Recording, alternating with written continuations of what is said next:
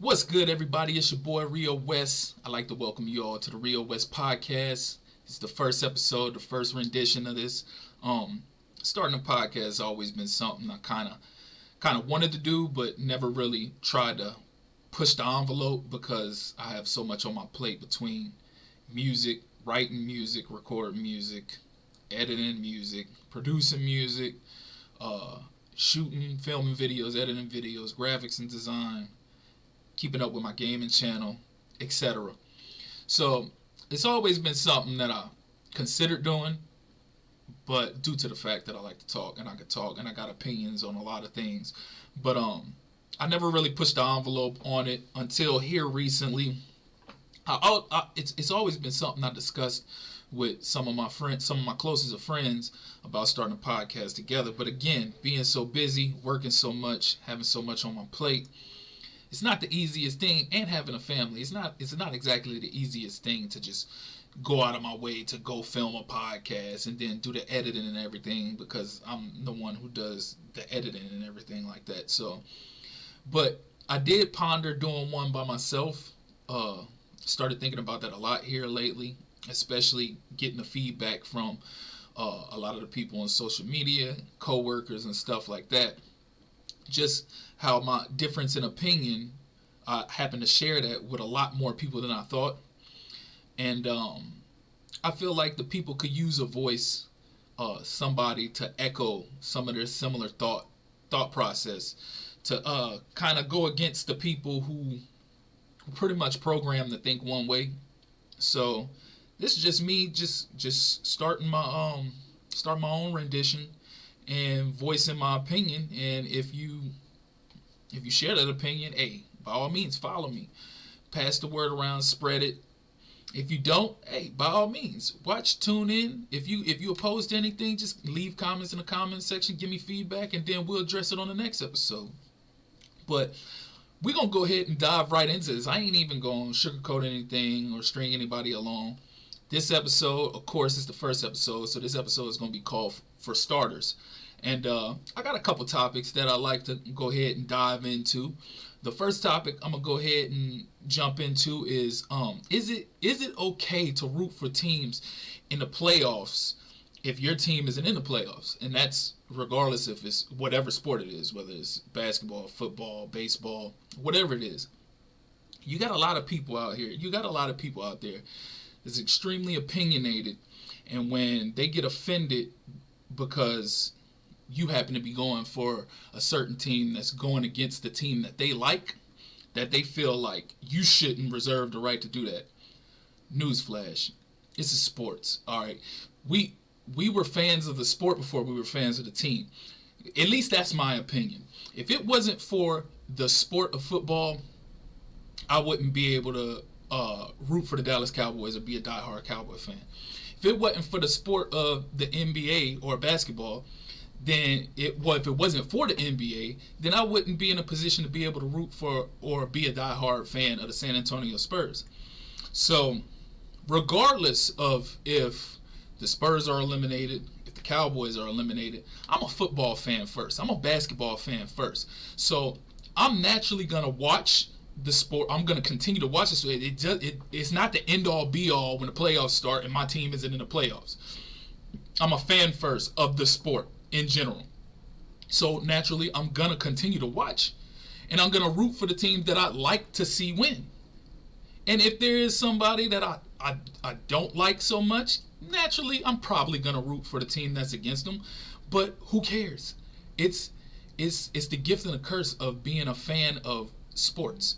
If you can't take that, if your emotions are too high when your team loses, that you have to lash out at other people and tell them that if your team isn't here, you should just keep quiet and this and that, you ain't got no place in sports or being involved in it at all, because that's a terrible attitude to have. A lot of people enjoy the sport for what it is, regardless of their team. Now you have your people. I personally know several people who, when their team is eliminated from playoff contention or whatever, they completely shut it off, and they won't even entertain the sport any much further until the next season or until the off season or whatever. And that's cool. By all means, do you. I just never understood that concept, because at the end of the day, if it wasn't for the sport in the first place, you wouldn't have that team to root for. So what's the point? I don't understand it. But if you ask me, those people that have those opinions about if you're rooting against such and such, or you're rooting for such and such, and your team is at home, that's nasty behavior. No, it's nasty behavior to have that attitude. It quite frankly is lame. It's lame as hell, if you ask me, to have that type of attitude against somebody else because your team is losing and they happen to be rooting for the team going against them. Do better. Do better with yourself. It really isn't that much more that I could explain and break down to that. That's really just the gist of the whole thing. Like that's all I really wanted to get out as far as concerning that topic, is that, dude, this sport brought all of us together, whether we agreed to be on the same page, whether we agreed to root for the same team or agree to root for opposite teams. If it wasn't for the sport to begin with, then we wouldn't have these teams to root for. So stop all being a sore loser when your team loses and being mad because somebody was going for the opposing team, and feel like they shouldn't be rooting for anybody at all because their team is at home. That's a garbage take, and that's a take you should keep to yourself. And leave everybody else alone. If you can't watch and enjoy the sport without attacking other people for them watching and enjoying the sport, play the back seat. Go find something else to do. They got docs you can watch. They got TV shows you can watch. Movies. Whatever. Just don't go pick on somebody else or mess with somebody else just because you in your feelings because your team lost. You know what I'm saying? So that was the first topic. I know that was pretty brief. I'm still brand new at this. This is still new. So if I'm flying through stuff, I just don't want to stay on a certain topic for too long and be repeating myself over and over again. So we're going to go ahead and slide off to the next topic. The next topic is about Mr. J.Cole. The fall off. I'm sure everybody's waiting on the fall off, whether literal or figurative, waiting on the album. But is his career over? That's the question I see a lot of people talking about. Is his career over, and was it all a mistake? So here's my idea. Here's my rundown of the whole situation. First of all, it does kind of look like he's taking a little fall off right now. It's gotten real quiet since the whole diss, then apologize, and then taking it off streams, and between Drake and Kendrick Lamar going back and forth, and everybody else jumping in, and everybody attacking Cole the way they've been attacking him. It's not looking real good right now. But do I feel like it's the end of Cole's career? No. Do I feel like it damaged his career? Yes. And I've gotten a lot of back and forth and pushback and negative feedback for my opinion and my standpoint on it. First of all, I'm going to say this before I say anything else. My stance on J.Cole, why did I say Jermaine? I need to stop saying Jermaine. My stance on J. Cole is that he should have either, and again, I've had different people come at me talking about you can't tell a grown man how to blah, blah, blah, blah, blah. This is my opinion. You have your opinion. He has his opinion. She has his opinion. I have my opinion. My opinion is, if this didn't sit right with your spirit to begin with, then you shouldn't allow the people to peer pressure you into doing something that didn't sit right with your spirit in the first place. But once you go nose first into something like this, there is no apologizing. You can't apologize. Once you do it, once you agree to get in that field, you're in that field. Stand on business. 10 toes down. But if that wasn't in your spirit, then you shouldn't have done it to begin with. And it's not going to change me being a fan of J. Cole. I'm still going to continue to be a fan of J. Cole. would I be lying if I say it didn't change my perception of him? Yes, I would be lying, because now it's like, when I listen to, it's even listen to Might Delete Later, when I first started listening to it, and the whole diss and everything came out, I listened to Cole before, and I had a different type of vibe about him because of him stepping in that arena and challenging Kendrick.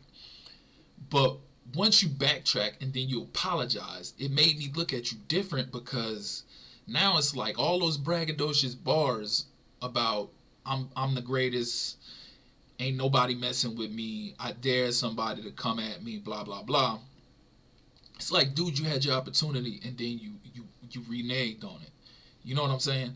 So it's like, I'ma still listen to his music. I still listen to Might Delete Later. It's that whole album slaps, if you ask me, and I still have it in heavy rotation. But the only problem is now certain songs that when I would listen to it and I would hear you talking about not being the one to be approached on the mic, being number one, ain't nobody over me, I kind of turn a side eye to it, because it's like, well, you had your opportunity to stand on business and prove that, and you didn't. Now, granted, his diss, contrary to popular belief, most people didn't like it. I liked it. I liked it a lot initially. Over time, I kind of wavered on it some, because I felt like him doing a lot of, not only being lazy on the mic and his delivery and everything, which is cold. So I mean, that was something I could look over. But the constant recycling of lyrics from legends and legendary diss tracks and flipping them to your advantage. Granted, people would say that's clever and creative. In my opinion, it's like, dude, kind of come up with your own thing. You know what I'm saying? So that kind of took away from it. But I still felt like it was a good shot. I felt like it was a good diss. But the rest of the EP or album, I could still rock with, except for certain songs where he's being braggadocious, talking about I'm the one. But you can't be considered the one right now when you have this mark on your name right now. So, for me personally, it doesn't change my opinion on Cole. I mean, it doesn't change me being a fan of Cole. It kind of changes a certain vibe when I hear certain songs, certain verses or whatever. I'll probably still listen to them, but I'm just gonna be like, Now, as far as everybody else, I don't know. You got a lot of people that's got a lot to say out there, and you got some saying that's it, it's over for them, it's done, they done with them, they don't want to hear nothing else from them. You got some people that's like, oh, they're in complete agreement with him for apologizing and being mature enough and grown enough to get past that and dead that, because that's not in his spirit. And again, I commend him for being the man that he is and standing on what he believes in. My only issue with the whole thing is, if that's what you believed in, you shouldn't have allowed yourself to be peer pressured enough to jump in that arena. But hey, nobody's perfect. So we just gotta grow from things. But I do think it was a mistake. In all actuality, it was a mistake, because whether or not it was mature enough and it was the right thing to do for him to apologize because it didn't sit right with his spirit, whether you like it, whether I like it, public opinion, that's tarnished his name. And it is what it is. I believe he'll eventually bounce back from this whole backlash, and I believe the fall off will definitely be a classic. But as of right now, in this present sense, it ain't looking good for him right now. It ain't looking good for him. But I don't think it's career ending. I truly do not think it's career ending. If that's career ending, then Jesus. Some of these artists that they got out here that got no business being out here anyways shouldn't have the platform that they have. The garbage that they spew and the things that they talk about, regardless if they attacking this person or they apologizing for this and that. If you wanna cancel Cole for apologizing and backing out of the beef, then you need to go ahead and cancel 95% of the industry right now because they don't even deserve to be on the platform, period. But it is what it is. I'm not going to delve into that topic too much longer, Moving on, what's beef? What's beef? Is Drake ahead? Did Kendrick check out? Initially, when Drake first responded, I ain't gonna lie, I thought it was AI, and it wasn't. It wasn't that I thought it was AI because I thought it was that cold. I thought it was AI because it was so subpar to me. Outside of a few really decent bars, it was certain things that was said, like him telling Metro, shut your up, go play some drums. How you big stepping with some size 7 shoes on, or size, whatever the line was. It was multiple lines like that when I'm like, this can't be the real deal. But eventually, as I started to hear people from like academics and Rory and Maul and them start to talk more, I started realizing that, yeah, this probably was the real authentic thing. And I wasn't really too moved. Like, I thought it was solid, with some of the entendres that he did have. I thought it was solid. I thought it was a solid jab back. I thought it put them on even playing field, honestly. I thought it put them on even playing field. It was jab back. I wasn't too worried about it. Me being of the three of them, I'm a Kendrick and Cole fan. I'm not that big of a fan of Drake. It's well documented. But I'm a Kendrick and Cole fan. And I've always battled with myself over who I kept over who. And I always leaned more towards Kendrick just because his artistry as an artist, not necessarily as a lyricist. Because one can say Cole is a better lyricist. One can say Drake is a better lyricist. But no one aspect makes you the greatest of all time. So just because you're a better lyricist than one person doesn't make you greater than that person. If that was the case, then we would say that Royce the 5'9" is greater than Jay-Z. Who's going to say that? Nobody. Not that Royce isn't better than Jay-Z, because lyrically, Royce is better than Jay-Z. Scheme-wise, entendres, cadence, being able to basically rap however you want on any kind of rap, fast, slow, swag, punch after punch after punch, intensity. Yeah, he has that whole package. But Jay, as an overall artist, is a better artist. So, just because somebody's a better lyricist than the next man doesn't make them greater than them.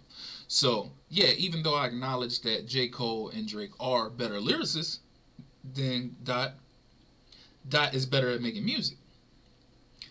And some people call me crazy because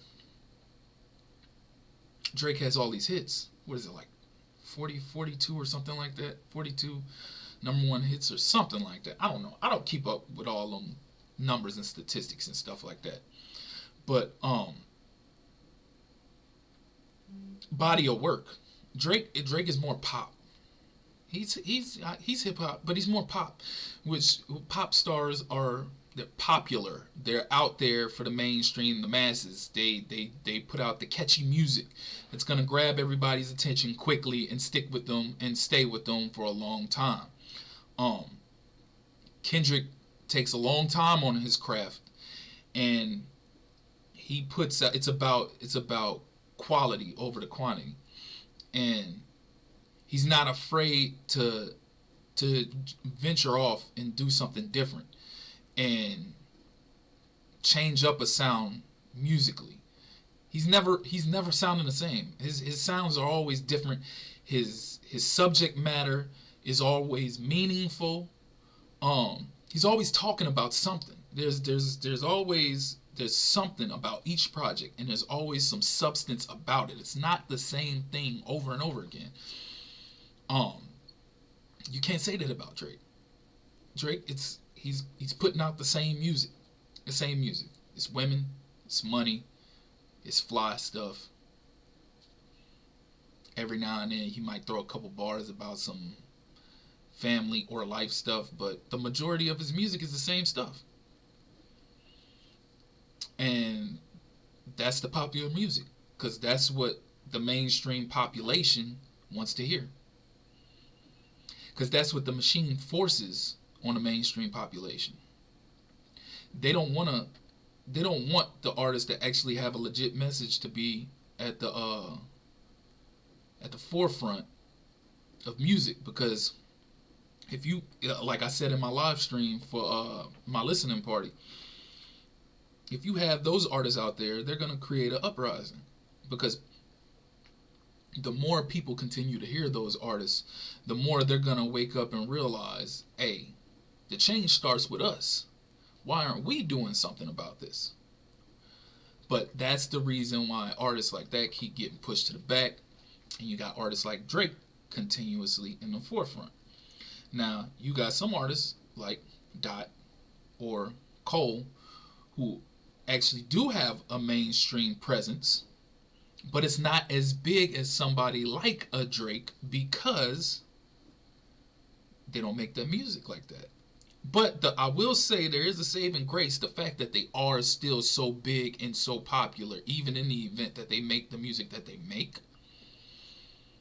is a good sign. It's a good sign. But I mean, it's really just those two. Who else, mainstream wise, is actually got a message out there right now? So, but back on track, I divvied off real quick. That'll be a topic for another day. I'm not even gonna really completely delve into that right now, because I'll be talking forever if I talk on the current state of music in general, hip hop and R&B. But back on topic, Drake, after he dropped that first diss, I was kind of like, it was cute.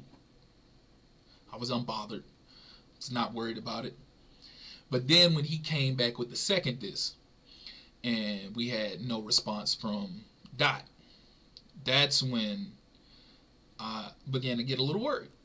Because even though he did use AI, which, yeah, it's a little cheesy and lame, it was the way he used AI, the creativity behind it.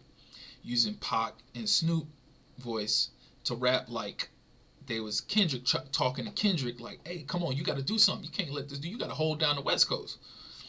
While at the same time dissing himself, because he wrote the verses. So at the same time dissing himself and dissing Kendrick through their perspective, before coming on and adding on at the end. That's when I was like, you know what? All right. So Drake is clearly leading right now, but that don't mean that Kendrick is down and out. He's not. Kendrick's a strategist. Kendrick does things on his own time in his own fashion. And that's one thing that I think is going to make him take his time even longer, is that he's not going to let somebody like Drake come in there and just punk him into coming out and putting something out. He does things on his own time. So, and what I really believe that he's doing, and although I feel like it's going to hurt him in the broader spectrum, is I think that he's taking the old school route, like a Nas and a Jay, and he's waiting to put his diss out on his album. Now, if he truly does have that album coming out in May, like it's speculated, then that makes a lot of sense. It's right around the corner, and that's the approach that I feel like he might be taking with. But I feel like it's going to hurt him, because in this microwave society we got right now, people want stuff immediately. They didn't let up on Drake when Dot dissed him. Every week, everybody was on him.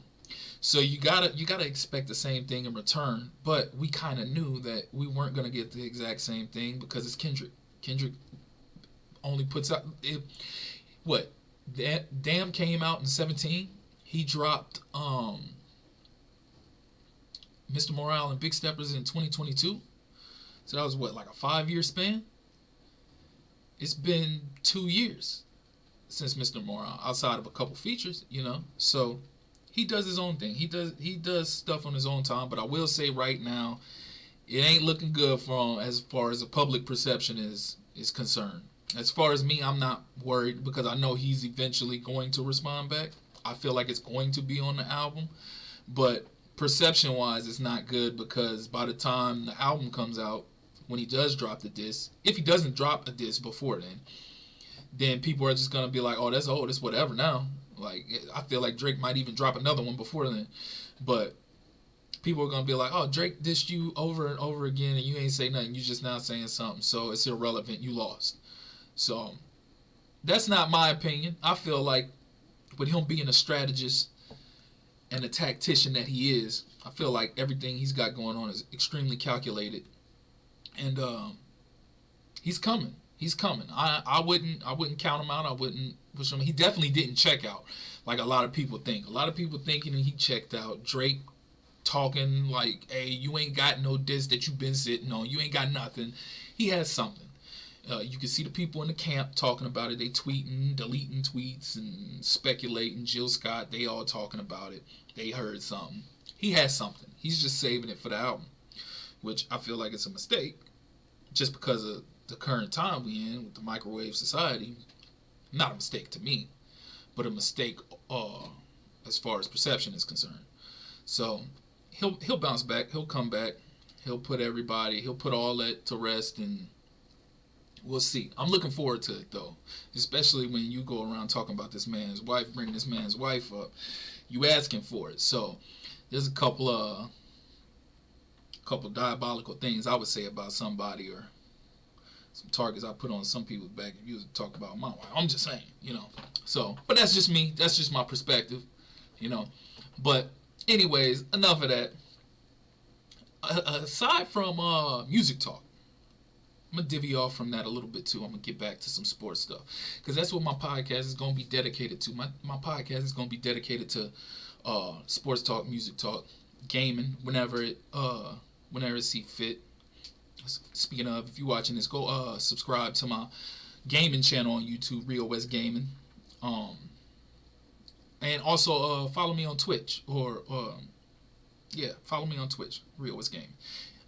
You can find me on there. I primarily post gaming content, but every now and then I'll drop something on there, music-wise, or live streaming, just discussing some stuff. It is what it is. But we're gonna jump on this draft.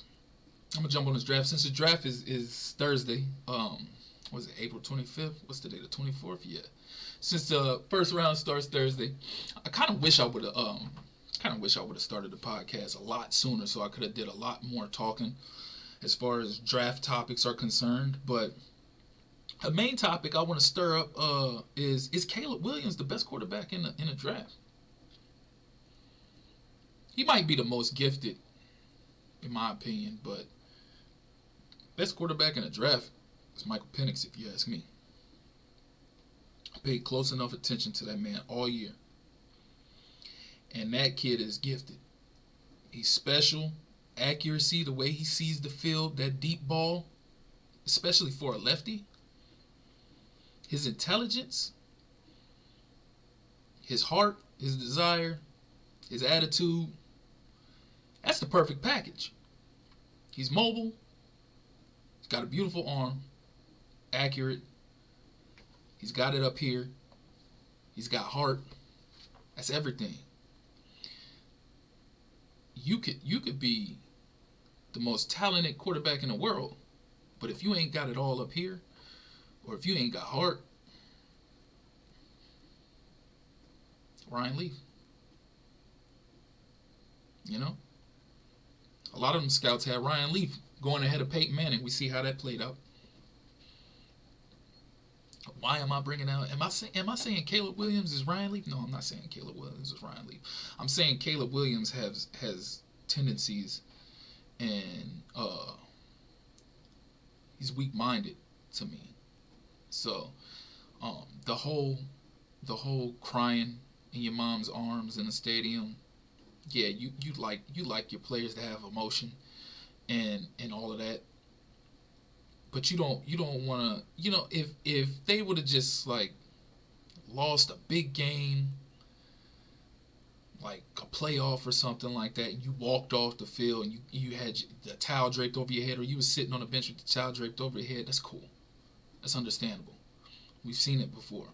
But you running and jumping in your mom's arms at the end of a game, pouring your heart out, crying over a regular game, because you know the criticism that's about to come, because the expectations that was expected of y'all, and y'all fell through.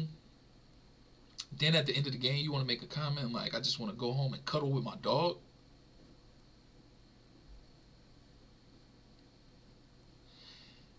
Caleb Williams is weak-minded.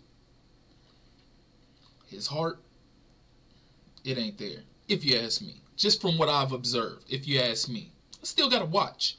This is just what I've observed over the last couple seasons. Primarily this last season, this most recent season. I feel like he's gifted. He's extremely gifted, talented with the arm. But if you ain't all right up here, then there's key situations where that's going to come back and get you. It's key situations where that's going to come back and haunt you. You can't be weak-minded and not have any heart and play the game of football. Any sport for that matter, but football primarily. A lack of heart and being weak-minded can get you hurt.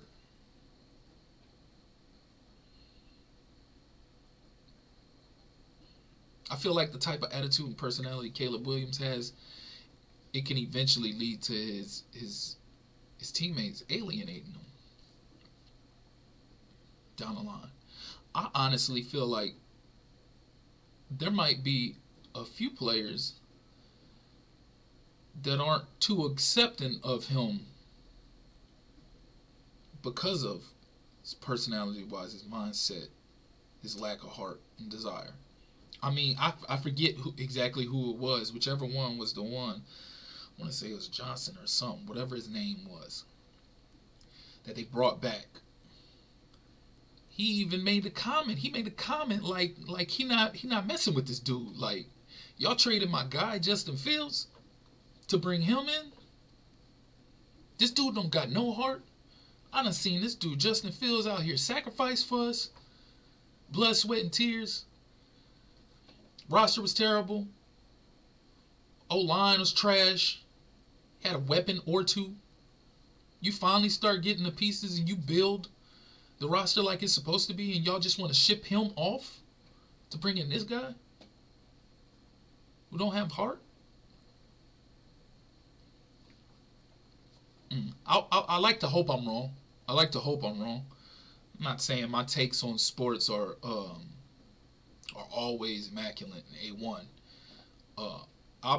I've been wrong quite a few times, but I've been right a lot more times than I've been wrong. So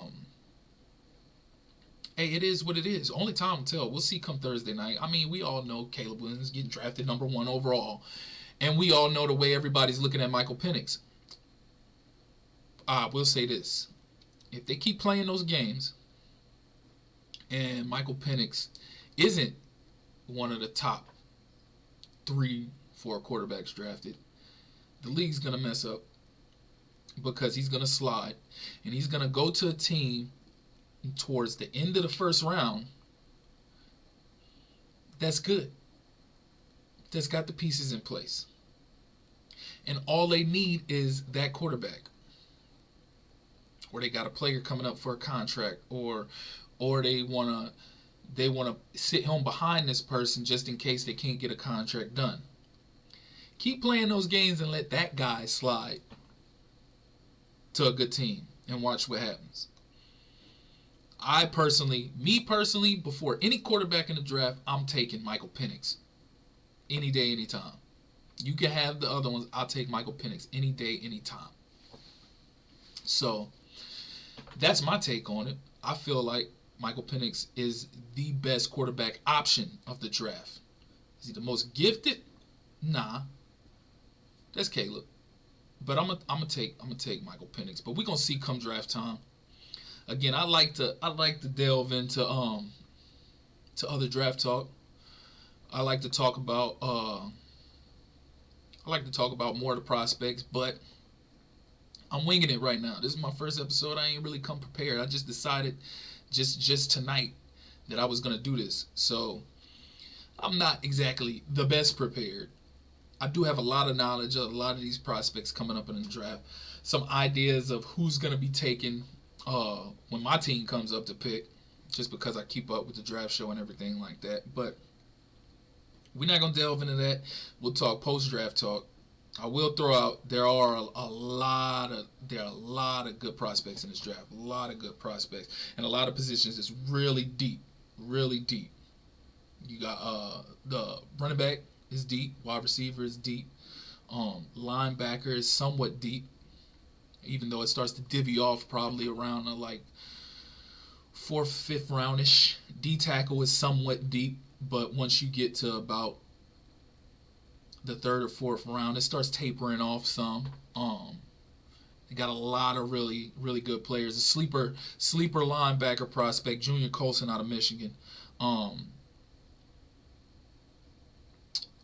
Sleeper DB, Stiggers, from the Canadian Football League. It's a lot of sleepers. There's a lot of sleepers, especially running back. Running back is so deep and so heavy. Nobody's talking about. I can't even get it. I had his name at the tip of my tongue. I think it's Marshawn Lloyd for USC. I think it's Lloyd. Nobody's talking about him, and whoever gets him in the draft is getting a steal. Jonathan Brooks is most likely going 2nd round, even with his injury. It's gonna be deep. It's gonna be heavy. I like to talk more about it, but again, I'm not fully prepared at the moment because I'm kind of winging it, and I kind of took a break over the last few days over my draft coverage of the stuff I've been taking in, because I listen to all my podcasts, I watch all the shows and everything. I even ever go look at highlights here and there. So I'm not gonna get too much into that. We'll discuss. I will say, when my team comes up to pick, I'm expecting the pick to be. It's gonna be O-line. It has to be O-line.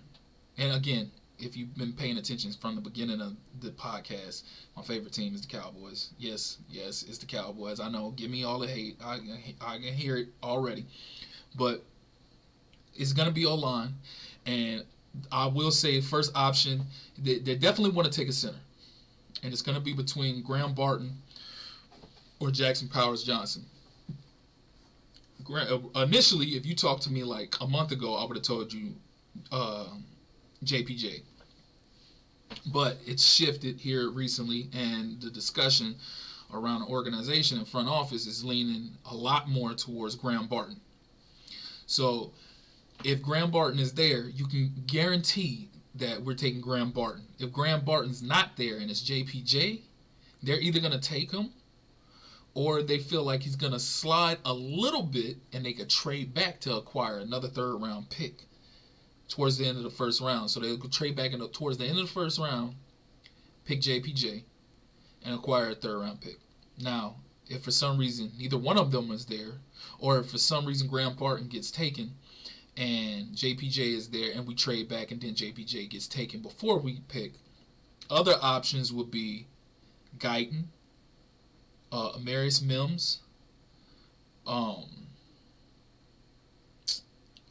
what's a kid from Arizona? Morgan,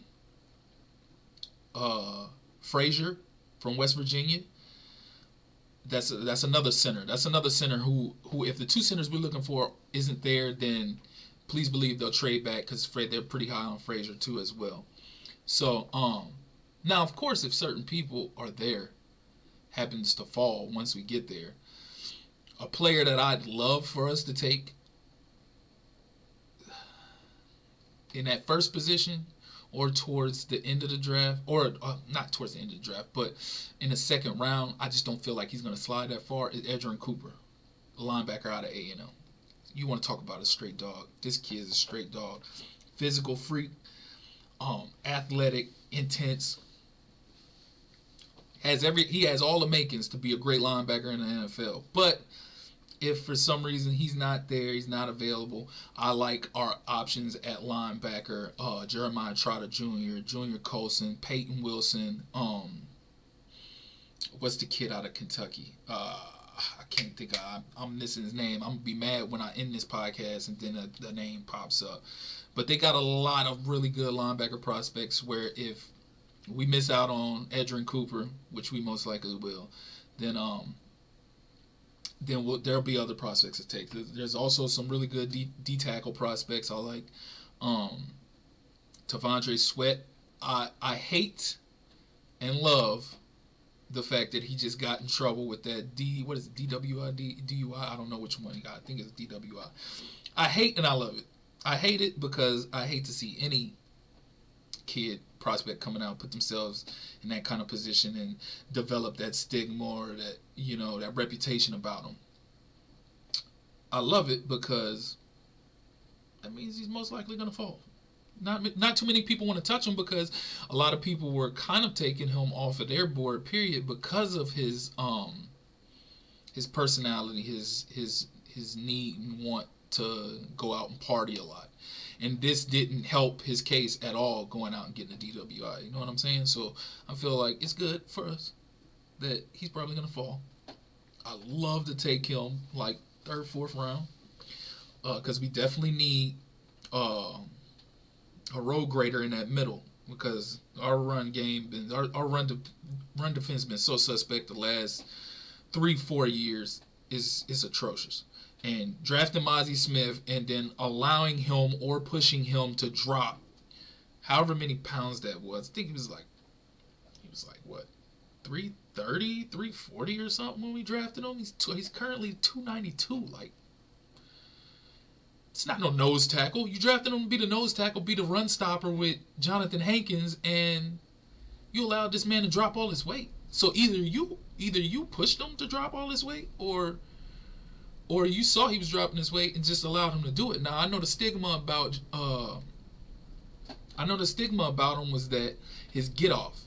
He didn't have a really good get off coming out of Michigan. That was a big setback. So did y'all instill in his head that if you lose weight, you'll be able to get off better? But the problem is it had nothing to do with his weight. It was a timing issue. So why did you allow this man to lose all this weight when that was never his issue to begin with? Because if that was his issue, then you would have saw an increase in production once the weight dropped, but it didn't. So they got to figure that situation out. They got to get him to put some more weight on or something. But I could definitely see D-tackle coming. We need it. We need to address D-tackle, offensive line, and running back in the first 3 rounds. It has to be addressed. Now, if one of those doesn't happen, and we take a linebacker, I'll understand, because really our line's our team's so depleted right now. I'm not even. You know what? I'll get back on that in a minute because that's my last segment, and I've been going on too much about this whole draft segment right now. Yeah, as you can see, I could do a whole podcast talking about the draft and the prospects and NFL roster moves and everything if I wanted to. But I'm not going because I don't want this episode to be too long. I'm trying to cap myself at about an hour. Right now, I'm chilling at about 44 minutes right now. So I'm going to go ahead and jump on the next topic, which shouldn't be long at all. And then I'm going to get on my last topic, which is going to lead back into a conversation what I was just talking about with the Cowboys. So if anybody is out there that's watching this is a Cowboys fan, you'll appreciate the knowledge that I'm about to drop to y'all or my perspective on the Cowboys when I get to that one. But my next topic is, should the Bucks shut Giannis down for the rest of the postseason, for the entire postseason? Now, as I'm recording this right now as we speak, the Bucks did lose tonight to Indianapolis, and the series is tied 1-1. In my personal opinion, I feel like the Bucks should shut Giannis down for the rest of the year. Call me crazy all you want to. They should shut him down the rest of the year. Because that calf injury, the way he went down, that ain't nothing to play with. We saw this with Kevin Durant. And they sat him out, what was it, like a month? He missed like 4 weeks. Whatever it is. I'm going to have to go back and check. I'm going to have to go back, fact check it. Like I said, I'm winging all this. I just got on here just to talk because that's what I do. That's what I'm good at. I normally collect information over the time and log it in my mind, but I'm winging it. So KD, same situation. He went down. Nobody touched him, non-contact. They kept him out, calf strain. Brought that man back too early, and his Achilles popped.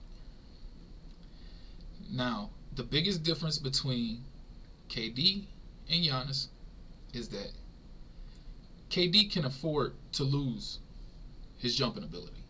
That's not what his game is predicated off of. KD's game is predicated off of shooting. So whether or not he has his lift ability or not, that's not going to change the fact that he's a 6'10", 6'11", or 7-footer, as most like to say, with a jump shot that you can't block, you can't contest. His shot was always going to be there. So I don't think anybody was really worried about Kevin Durant getting hurt. And also you got to look at where Kevin Durant got hurt. It was his non-shooting leg. Giannis is a different situation. It's not only his shooting leg, but he's also not a shooter who relies on his ability to jump, whether it's offensively or defensively.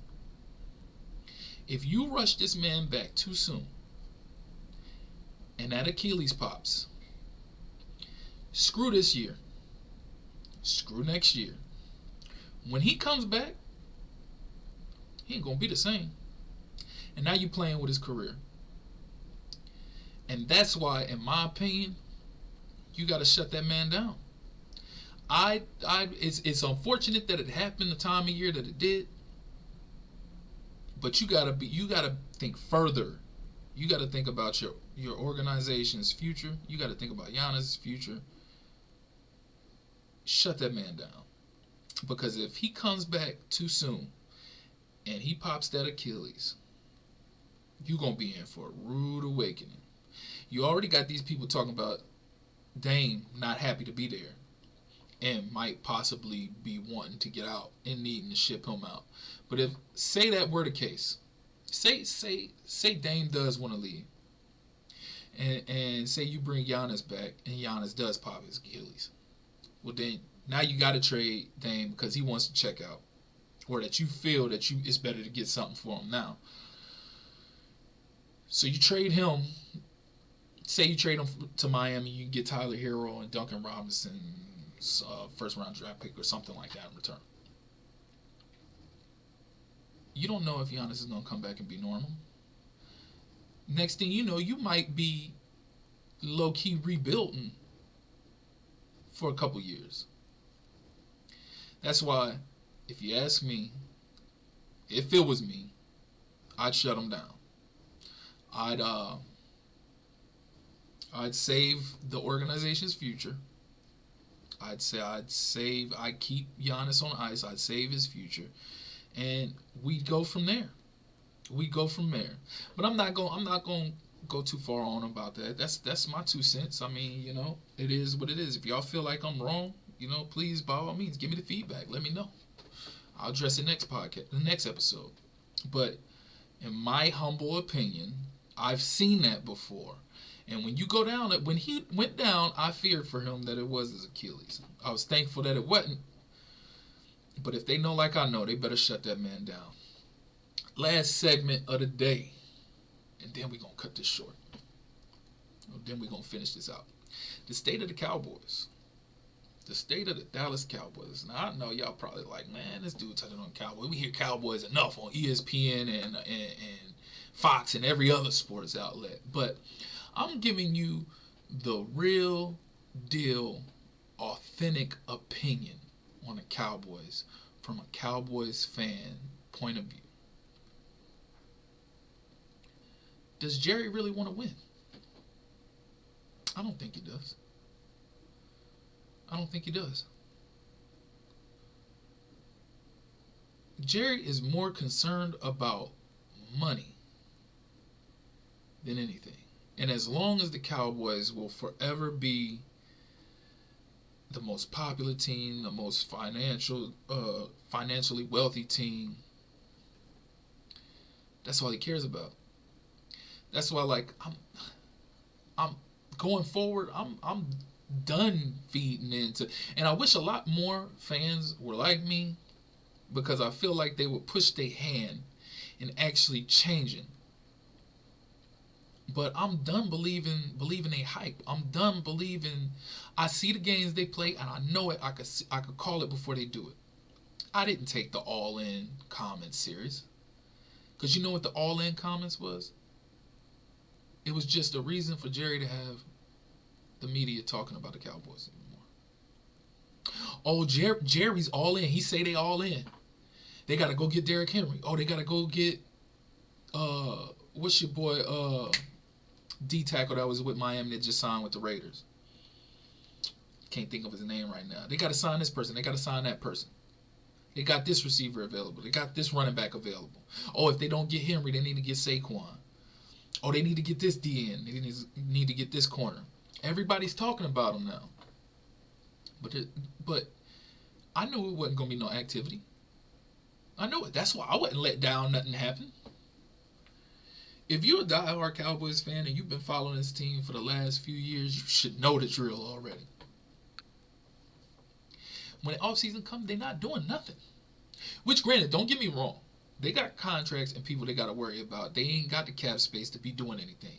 But the fact of the matter is, you don't make a comment like that unless you're actually going to do something, or if you just want people talking about you. And that's all Jerry did. He just wanted the people talking about him. Because guess what? It came out of his mouth that if the people are talking about him, then they must be doing something right. Because that's all they care about. The attention, which leads to more popularity, which leads to more income. Not winning. So when they make all-in comments and stuff like that, they're not serious about that stuff. They're not. Jerry ain't serious about winning. He's just serious. He's just a businessman. At the end of the day, and that's part of the reason why the culture will never change.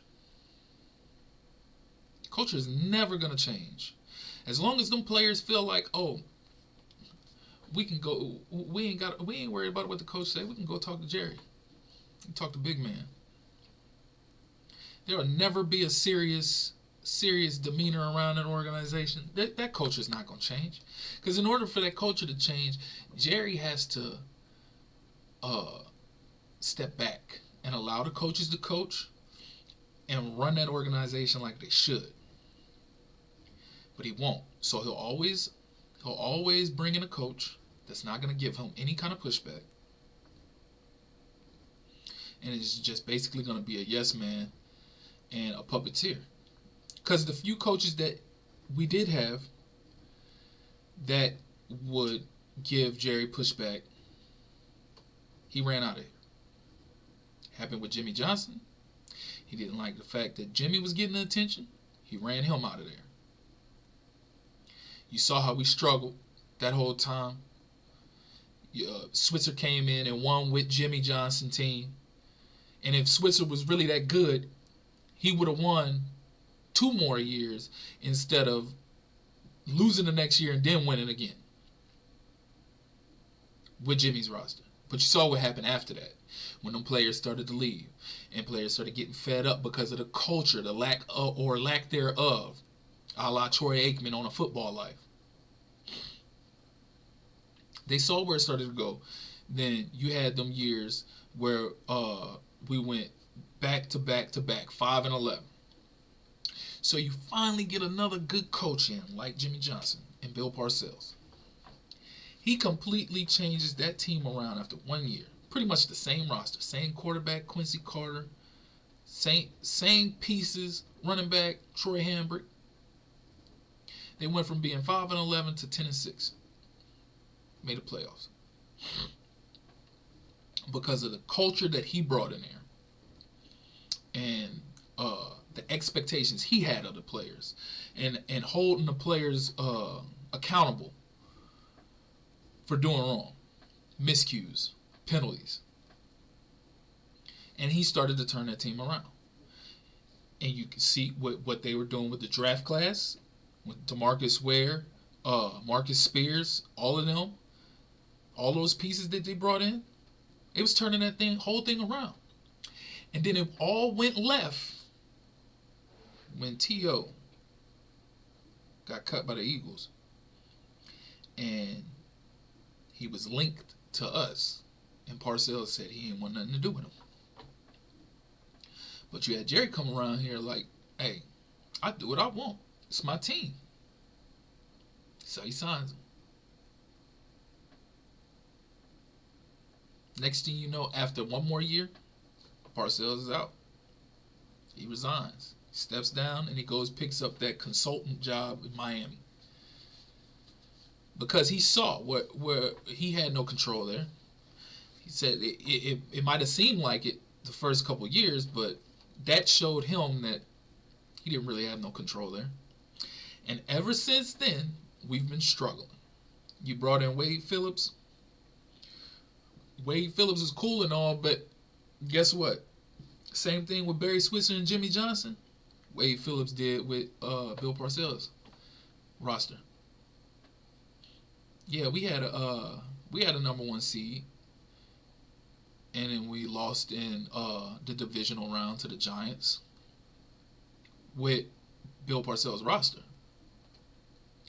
And then you saw how we started to fall off after that. After that, roster started dipping, and he started bringing in his own pieces, his own players.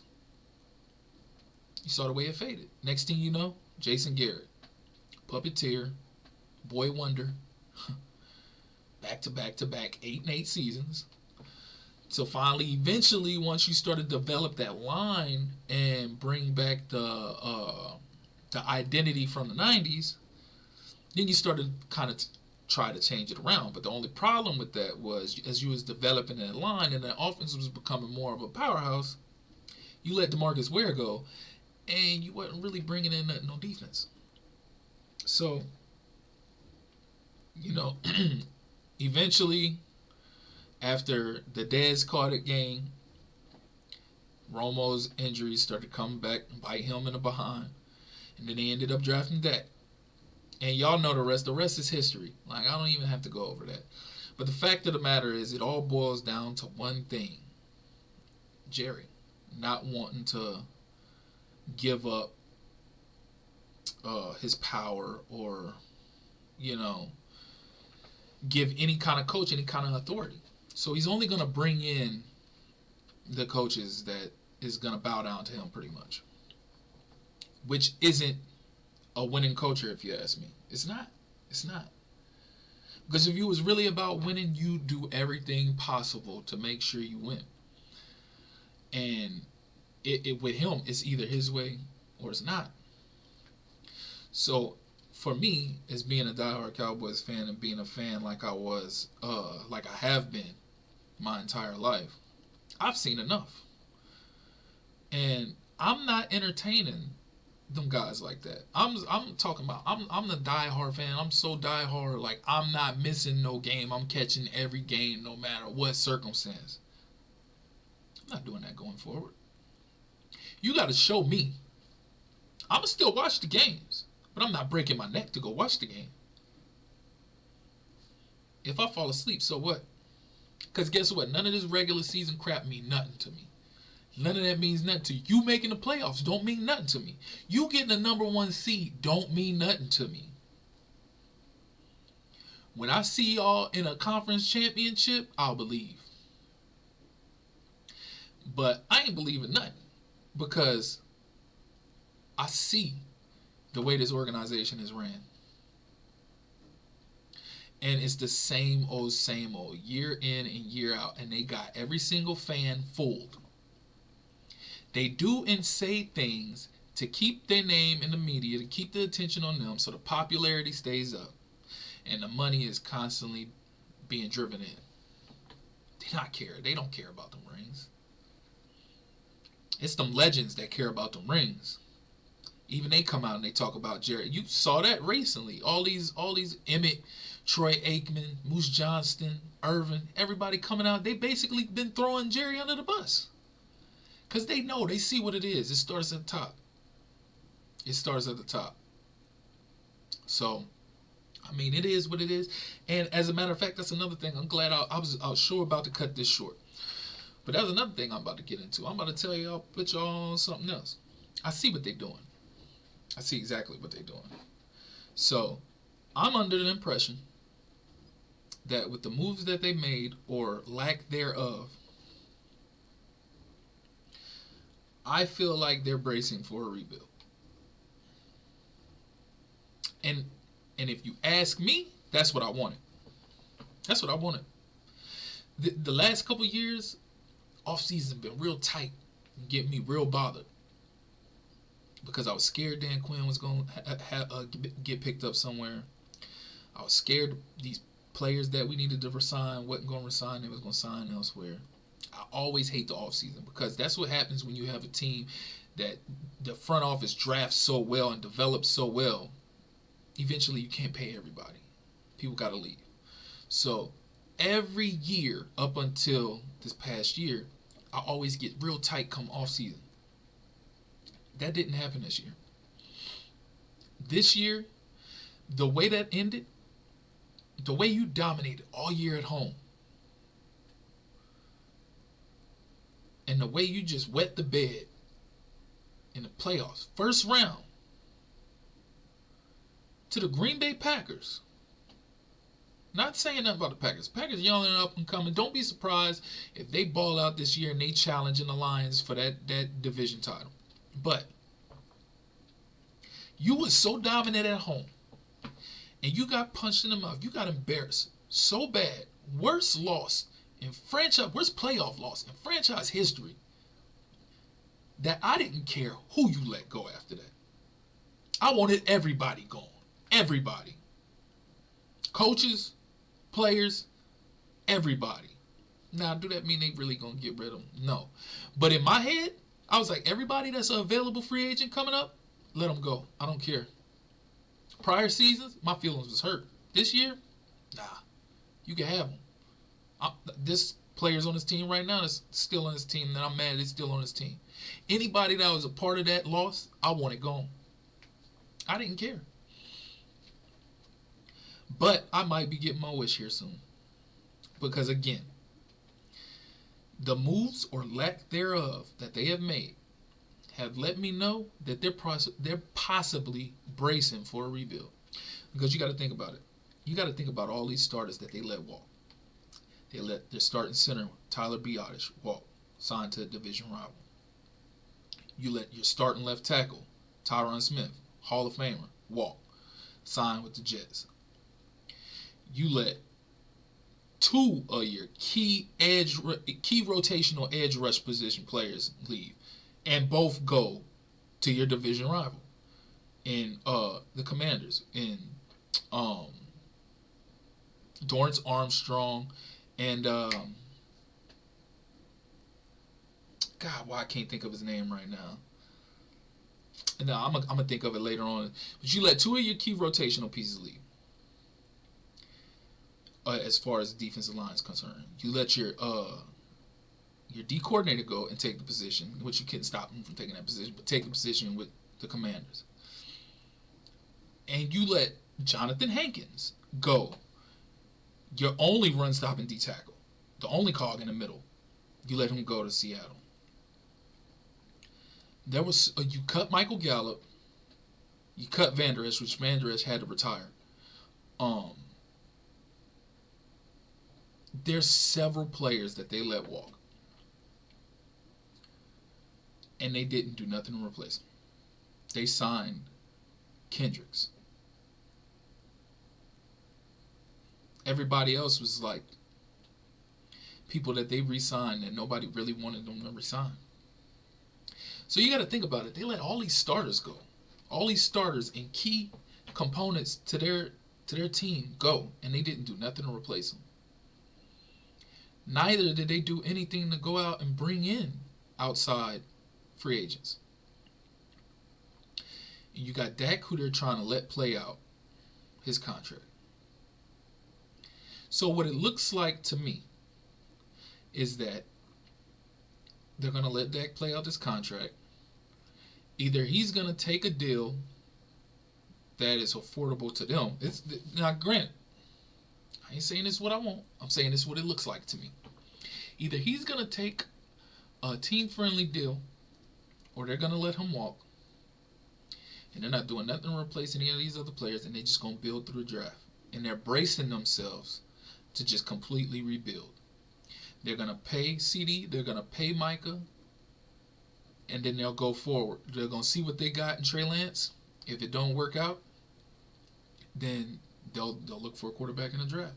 Probably not this year's draft, because they do have Trey Lance. So now, if Michael Penix was to slide to us, would I love to draft him? Heck yeah, I'd love to draft him. But the only problem with that is that they didn't make any moves.